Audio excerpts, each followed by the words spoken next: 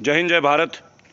मैं रेबल श्रद्धानंद पति आप लोगों के बीच आया हूं। आज कोई प्लानिंग नहीं थी आज आने की।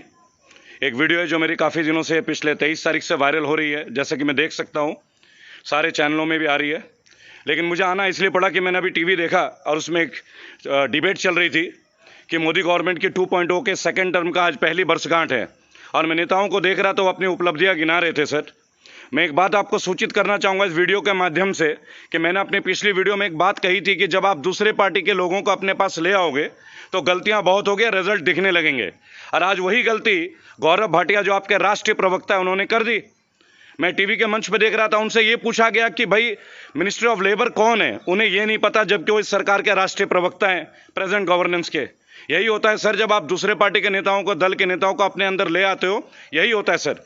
आप बोलते हैं ना सर कि आत्मनिर्भर बनो, तो सर अपनी पार्टी के वर्कर्स को आत्मनिर्भर बनाओ। आपके पार्टी के कार्यकर्ताओं में से अपना स्पीकर चुने, ना कि दूसरे लोगों को, दूसरे दल के लोगों को लून के ला के सेलेक्ट करके अपने पार्टी में लेके आ जाओ। इसमें कोई मजे की बात नहीं सर, इसमें तो बहुत जगहसाई होगी जो कि आज हो रही है। आप गूगल पर टाइप करके देखें, गौरव भाटिया आपके राष्ट्रीय प्रवक्ता, उनको ये नहीं पता सर कि आपके मिनिस्टर ऑफ लेबर कौन है।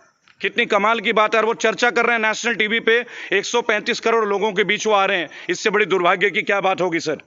और मैं आपसे एक प्रश्न पूछना चाहूँगा इस गवर्नेंस से, व्यक्तिगत नहीं है सर, गवर्नेंस से। हम एक वैश्विक बीमारी से जूझ रहे हैं, लोग मर रहे हैं। यहाँ पे पहले साल की वर्षगांठ की तारीफें सुनने का समय किसके पास है सर? किसके पास है?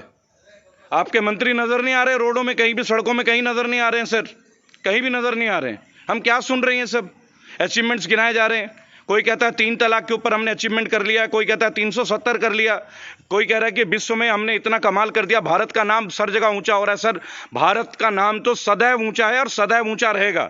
मैं और आप रहे ना रहे, हम एक महान राष्ट्र के नागरिक हैं सर, और गर्व है मुझे इस बात का। और आपको भी, मैं गर्व करता हूं मोदी जी आपके ऊपर भी, क्योंकि मैं आपसे इंस्पायर्ड हूं, मैं आपसे प्रेरित हूं, तभी तो आज आपके सामने बोल पा रहा हूं। आप भी तो निर्भीक बोलते थे, आप भी सबको डायरेक्ट बोलते थे, मैं भी डायरेक्ट बोलूंगा, मैं आप ही का शिष्य हूं सर। लेकिन एक बात है सर, सत्य के लिए तो दुनिया को छोड़ा जा सकता है क्या? आप एक बात बताओ, सत्य के लिए दुनिया को छोड़ देंगे, लेकिन दुनिया के लिए सत्य को छोड़ देंगे क्या? हम नहीं कर सकते ना सर। यही एक प्रश्न था कि छोड़ दें क्या सत्य के लिए? ये एक पॉइंट है सर। अब मुझे उपलब्धियों की बात आ रही थी, मैंने देखा बहुत अच्छे से सब बता रहे थे, 1 साल में हमने 3 तलाक को किया, 370 किया। सर उपलब्धियां 2-4 मैं भी गिना देता हूं सर, बहुत बड़ी बड़ी उपलब्धियां हैं सर, जो एज ए नागरिक मैं फेस करता हूं और मेरे साथ तमाम करोड़ों लोग फेस करते हैं सर। मैं गिनाना चाहूंगा सर। सर, ऑटोमोबाइल इंडस्ट्री सड़कों पे आने के लिए तैयार है। एक इंडस्ट्री होती है रीसेल की, कार रीसेल्स, मोटर बाइक रीसेल, वो धड़ाम हो चुकी है सर। 2 साल से वो धड़ाम हो चुके हैं। आप एक बार सर्वे कीजिए, आप अपने मिनिस्ट्री ऑफ ट्रांसपोर्ट से पता करें कि क्या ये स्थिति सच है या नहीं है।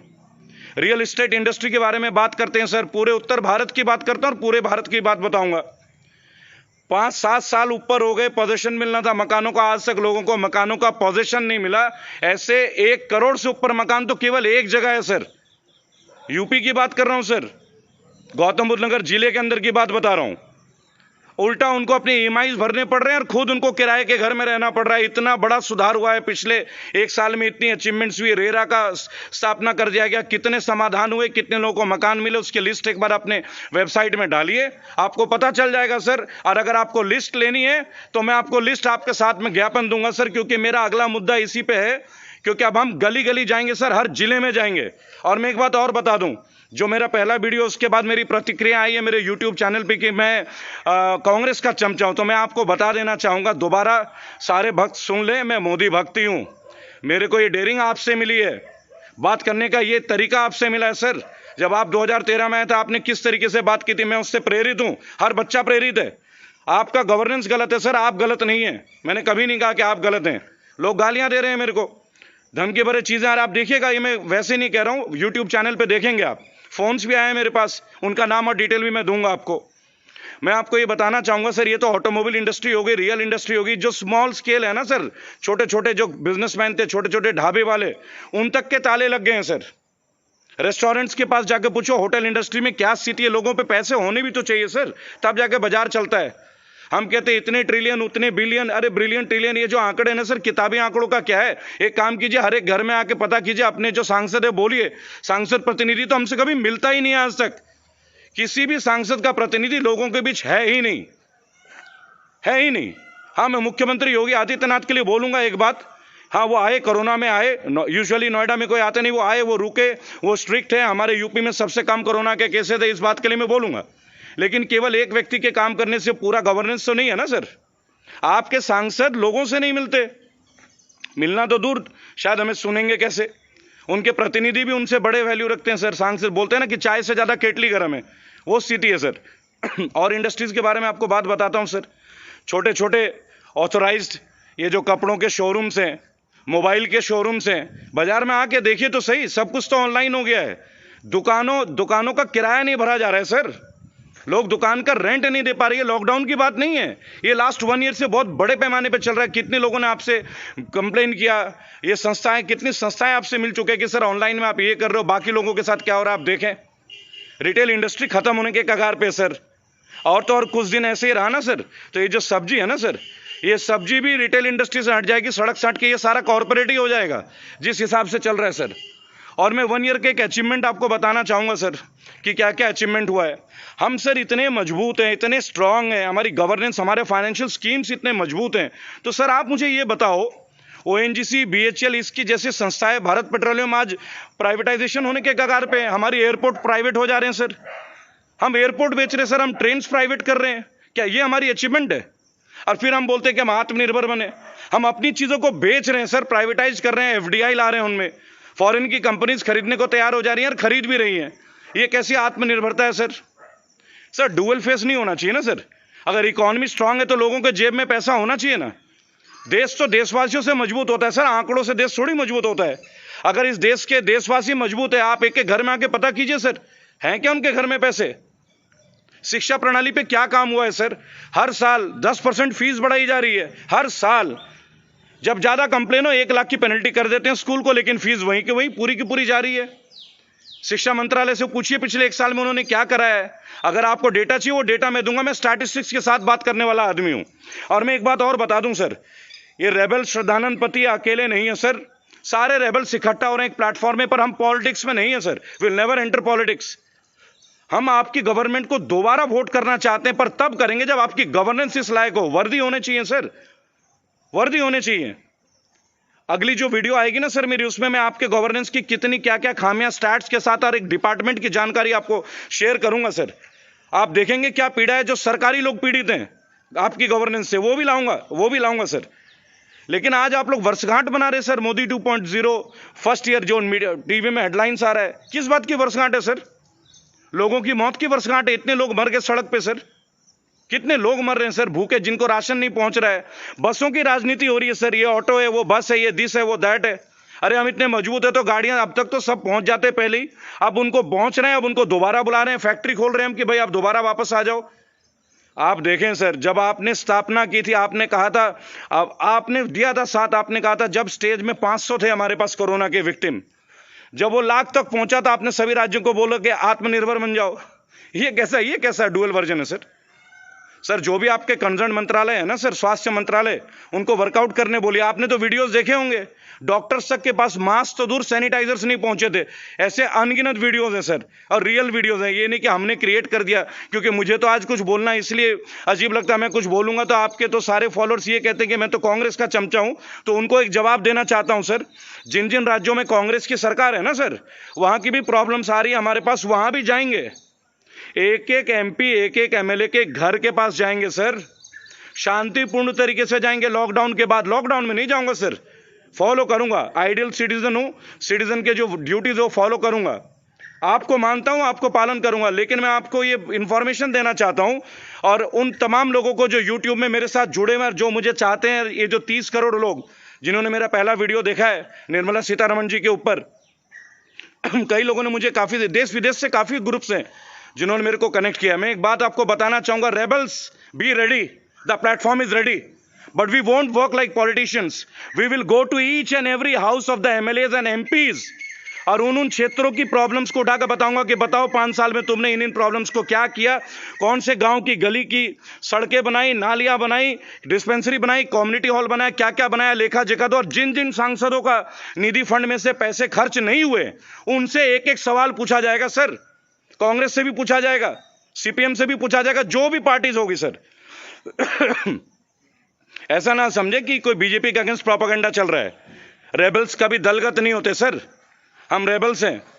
हमारा पार्टी से क्या ताल्लुकात है? मैंने बहुत सालों पहले एक बार एक पार्टी ज्वाइन करी थी, 3 दिन के अंदर रिजाइन कर दिया था, केवल इसी वजह से मुझे महासचिव बनाया गया था। मैंने कहा ना, इसमें नहीं सर्वाइव कर सकते। यहां तो लोगों के दिल में सफाई नहीं है। पार्टी का नाम मैं अभी नहीं लूंगा, वक्त आएगा तो वो भी बताऊंगा अगर किसी ने पूछा तो। सर, काम करने का जज्बा आपके अंदर, आप 24 घंटे काम करते हैं मोदी जी, इस बात का मैं कायल हूं। लेकिन एक बात बताओ सर, आप तो ऊपर से काम कर रहे हो, प्रैक्टिस तो नीचे लोगों में करनी है। आइए ना सर कभी रजिस्ट्री विभाग में, जहां रजिस्ट्रियां होती हैं, वहां आके देखिए पिछले 1 साल में कितना फर्क आया है। और एक रजिस्ट्री, जो कोई आदमी अपने मकान की रजिस्ट्री करता है, कितना खर्च उसे देना पड़ता है, क्या नहीं देना पड़ता है। आपके तो भाई इंटेलिजेंस ब्यूरो है, आपके पास लगाइए ना सर, आपको जवाब मिल जाएगा। नहीं तो वो डेटा भी मैं आपको दूंगा। लेकिन मैं इस आपके माध्यम से, इस यूट्यूब के प्लेटफॉर्म के माध्यम से एक बात बोलना चाहूंगा। जितने भी मेरे साथी हैं रेबल्स, जिन्होंने बोला है बीटेक, एमटेक, एमबीए, 10वीं पास, कोई 8वीं पास, कोई गांव का किसान है, कोई 70 साल का बुजुर्ग भी है, और कई गांवों के प्रधान हैं जो बिल्कुल नाराज हैं। एक लोकल एस्टैब्लिशमेंट है जो आपकी गवर्नमेंट ने आके खत्म कर दी। हमारे यहाँ जिला पंचायत का था, गौतम बुद्ध नगर वगैरह में, इधर में आपने ना जाने क्या क्या सिस्टम कर दिए टाउन प्लानिंग के अंदर, की किसानों की आवाज तो दबी रहेगी। आज किसानों को अथॉरिटी के चक्कर काटने पड़ते हैं अपनी समस्या के लिए। पहले वो समय था कि ग्राम प्रधान, पंचायत प्रधान आके इन समस्याओं का निवारण करते थे, आज चक्कर लग रहे हैं। ये हालत है सर, ये हालत है। आपने कहा था किसानों के मुकदमे माफ हो जाएंगे सर। आपको याद दिला दूं, 2011 में जो भट्टा पारसौल हुआ था सर, किसानों का आंदोलन, घोड़ी बिछड़े का आंदोलन, कितने किसान शहीद हुए थे, कितने लोगों को चोट लगी थी। क्या वो मुकदमे खत्म हो गए सर? क्या वो मुकदमे वापस ले लिए गए? आज भी इलाहाबाद हाईकोर्ट के वो चक्कर काटते हैं सर। उनका नाम, उनका डेटा आपको दूंगा। आप लोगों ने प्रॉमिस किया था कि जब आप आएंगे गवर्नेंस में, अब तो सेंटर में भी और स्टेट में भी आपकी गवर्नमेंट उत्तर प्रदेश में, क्यों भट्टा पारसौल कर घोड़ी बछड़ा के किसानों का इंसाफ नहीं मिलता सर? और ना जाने ऐसे कितने किसान हैं हर राज्य के जो भुगत रहे हैं भूमि अधिग्रहण नीति को। इन 1 साल में भूमि अधिग्रहण का आप ऊपर कितना आपने काम किया, वो आप देखें, आपको पता चलेगा सर, आपको पता चलेगा। प्राइमरी स्कूल में आपने क्या फैसिलिटीज दी हैं गवर्नमेंट के, एजुकेशन से, इलेक्ट्रॉनिक मीडिया की क्या क्या चीज़ें आपने प्रोवाइड किया है, लैपटॉप्स वगैरह, टीचिंग्स के जो साधन हैं उनको आप लाएं सबके बीच, तो आपको पता चलेगा सर कि डेवलपमेंट क्या है, 1 साल की अचीवमेंट क्या है। मैं एक विनती करूंगा सर आपसे, पहले तो अपने राष्ट्रीय प्रवक्ता गौरव भाटिया से बोले कि थोड़ा पढ़ाई कर लें। समाजवादी पार्टी के पूर्व प्रवक्ता थे वो, कैसे बोल पाएंगे सर? मुझे तो हंसी आ गई थी। मुझे लगा बंदे ये ना कह दे कि भाई लेबर मिनिस्टर तो अखिलेश यादव है, ये भी हो सकता था। सर थोड़ा गौर करें। और ये जो दौर है, मैं हाथ जोड़ के विनती करूंगा, जितने भी प्रवासी मजदूर हैं उन लोगों के खाने पीने, उनको कुछ पैसे का प्रावधान करें सर। जो ट्रेन उन्हें ला रहा है, जो ट्रेन उन्हें पहुंचा रहा है, उनका किराया कौन देगा? इस तक की बेचारे की राजनीति हो रही है। कोई बेचारा 3,500 रुपए बस वाले को दे रहा है, वो बस वाला नहीं जा रहा है। वो कभी पुलिस स्टेशन में 18 घंटे खड़े रह रहे हैं, उसके बावजूद उससे ये नहीं पता कि वो कहाँ जाएगा। बहुत समस्याएं सर, उपलब्धि नहीं है, अभी उपलब्धि नहीं है सर। उपलब्धि तब गिनाएंगे जब आम मानस, जनमानस के दिल में, चेहरे में खुशी की झलक हो। एक बार जनमानस के चेहरे को देखिए सर। रेबल्स, मैं इस मीडिया के प्लेटफॉर्म से दोबारा एक बात बोलूंगा, कोई भी रेबल जो बनना चाहे आए मेरे प्लेटफॉर्म में, मेरे साथ आए। हम बिल्कुल ही सांकेतिक प्रदर्शन करेंगे, शांतिपूर्ण प्रदर्शन करेंगे। लेकिन किस तरह का प्रदर्शन, ये मैं आपको प्रॉमिस करता हूं। जिन जिन राज्यों में जो सरकार है, वहां की कंप्लेंट्स जो हमारे पास आएंगी, एक एक एमएलए, एक एक एमपी के घर जाके खड़े होना है सर। उनके गेट के सामने लेट जाऊंगा सर, और सारे लेटाऊंगा। शांतिपूर्ण प्रदर्शन। भाई क्यों नहीं कर रहे हो? गवर्नमेंट आपको पैसे दे रही है, सांसद निधि का पैसा खर्च करे बगैर वो अकाउंट में पड़े रहते हैं। फिर क्यों सांसद बनते हो भाई? क्यों सांसद बनते हो? क्यों चुन के आते हो सर? मैं एक बात का बहुत स्वागत करूंगा, सुप्रीम कोर्ट ने जो कल रात को बोला है सर, इसका मतलब है फाइनली सुप्रीम कोर्ट ही है जो हमारी सुनेगा और सुनता आया है। सुप्रीम कोर्ट ने बोला है कि जो आपराधिक प्रवृत्ति के लोग हैं, जिनको आप लोग टिकट देते हैं, अलग अलग पार्टी के लोग, अब आपको ये देना पड़ेगा, सोशल मीडिया में भी बताना पड़ेगा क्यों आपने उनको टिकट दिया। ऐसे उनके पास क्या है जिनके पास केसेस हैं, क्रिमिनल केसेस हैं। और सर देखिए ना, कमाल की बात, कुलदीप सेंगर जी को देख लीजिए, इसको हम क्या बोलेंगे? एक परिवार खत्म हो गया, लड़की की मृत्यु हो गई सर, परिवार नष्ट हो गया, इतनी जल्दी उनकी जमानत हो जाती है सर। क्या ये है अच्छे दिन? क्या ये अच्छे दिन? जहां हमारी बहन बेटी गुजर जाए उसके बाद ये अच्छे दिन है क्या? इसका जवाब है किसी के पास? इस बात का जवाब दे दें सर। मैं आपसे बहुत प्रेरित हूं मोदी जी, और मोदी भक्त तो मैं हूं। लेकिन उन लोगों को और पार्टी के कर्मचारियों से मैं एक बात बोलूंगा, पार्टी के कार्यकर्ताओं से, कि भाई साहब अगर कार्यकर्ता बता रहे होते हैं ना बीजेपी वालों को कि ये गलत हो रहा है, तो उनके क्षेत्र में बहुत डेवलपमेंट हो जाता है। आज कोई कार्यकर्ता कुछ कहने को तैयार नहीं, पता नहीं किस बात का डर है भाई, किस बात का डर है। आप सोचिए, मथुरा में, वृंदावन में जो सांसद बन जाते हैं, एमएलए बन जाते हैं, हेमा मालिनी जी बन जाती है, क्यों भाई? वहां का लोकल रिप्रेजेंटेटिव नहीं है क्या? वहां का लोकल रिप्रेजेंटेटिव नहीं है क्या? वहां लोगों ने इतने साल जो मेहनत किया है, बीजेपी के जो कार्यकर्ता, उन्हें टिकट नहीं मिलना चाहिए था? क्यों भाई पैराशूट कैंडिडेट क्यों?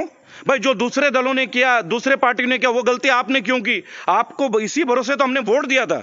जो लोग ये बोलते हैं ना मैं कांग्रेस को चमचा हूं, पहले उनको मैं बता दूं, हमने वोट क्यों दिया था पिछली बार और इस बार क्यों दिया? क्योंकि उम्मीद थी कि आप जेन्युइन लोगों को लेके आओगे, आप उन लोगों को ले आओगे जो सालों से मेहनत कर रहे हैं आपकी पार्टी के लिए। पूरी मेहनत वो करते हैं और लास्ट में आकर बाहर से पैराशूट कैंडिडेट्स को उतार देते हैं। ये अच्छी बात नहीं है, ये अच्छी बात नहीं है सर।